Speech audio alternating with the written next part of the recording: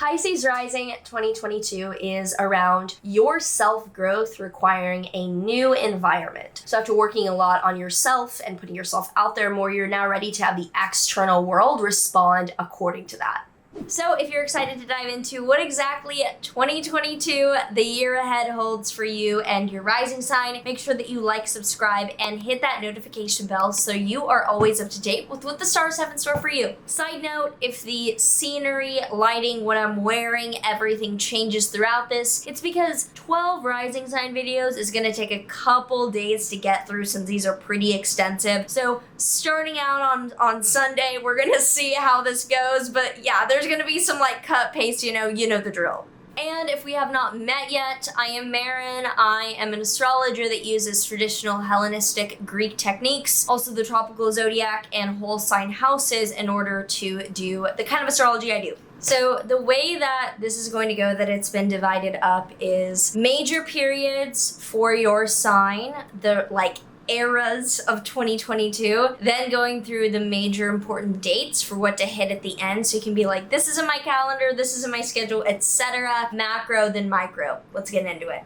January into February is the first part of the year, and it's what I'm calling the you better work bitch time of the year because it is serious as fuck, and for you it's around creating a home. So January 18th, Uranus stations direct, and for you it's around communicating, speaking more authentically and more abundantly. So on the 18th, Uranus stations direct in your third house. Uranus is a planet of innovation, suddenness, and rebellion, and it will be stationing direct, ready to move forward in your third house of communication, commuting, information intake, and day-to-day commuting or travel. January 18th as well, the North Node, indicator of increase, will be in your third house for the next year and a half, and the South Node, an indicator of decrease, will be in your ninth house of foreign travel or higher education.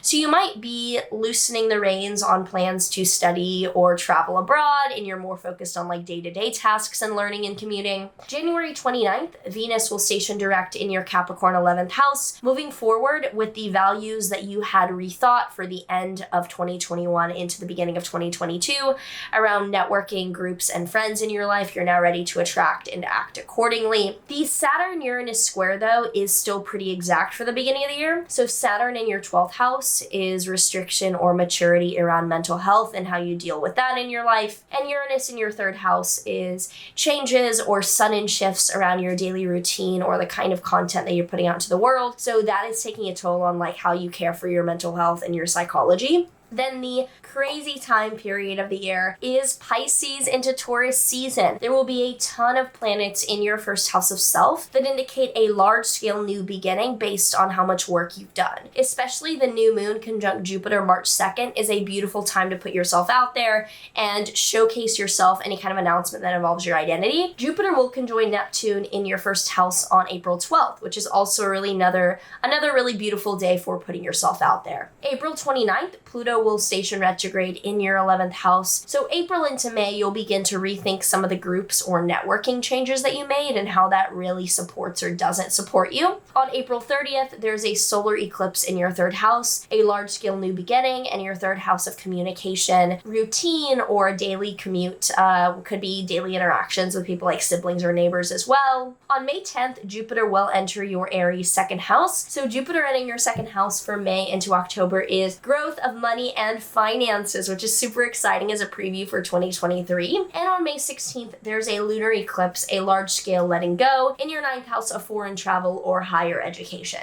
Summer is largely about slowing down. There's a ton of planetary retrogrades. For you, the first one is on June 4th with a Saturn retrograde in your 12th house. Saturn represents boundaries, restrictions, and in your 12th house of mental health, you might have had a period of not letting yourself do certain things that were coping mechanisms or bad habits, and you're now rethinking some of that boundary that you've set up. On June 28th, Neptune will station retrograde in your first house, rethinking some of the more idealistic or less realistic aspects of your identity or your goals around yourself. July 28th, Jupiter will station retrograde in your second house, rethinking the financial or money-related improvements that you've had, whether it's spending more or whether it is growing your income. You're kind of rethinking that. And on August 24th, Uranus will station retrograde in your third house, rethinking the sudden changes, shifts, and unsteady heavy things that have happened around communication, short-term travel, commuting, your daily routine, etc. The spooky shit goes down period is the end of the year, and for you this is again a lot around communication and making yourself known with a certain tone of voice or message in the world. October 23rd, Saturn stations direct in your 12th house. You're now moving forward with the restrictions, boundaries, or seriousness around mental health that you'd reconsidered. October 25th, there's a solar eclipse in your 9th house, a new beginning around foreign travel or higher education. October 28th, Jupiter retrograde will re-enter your 1st house, so now you're back to rethinking, who am I? How do I show up differently in the world? On October 30th, there is a Mars retrograde starting in your 4th house of home and family. You're rethinking how you go about getting things done around home, family, or living situation and how you acquire what you want. On November 6th, there's a lunar eclipse, a letting go in your 3rd house of communication, daily routine, and tasks. On November 23rd, Jupiter stations direct in your 1st house, which is finally towards the end of the year,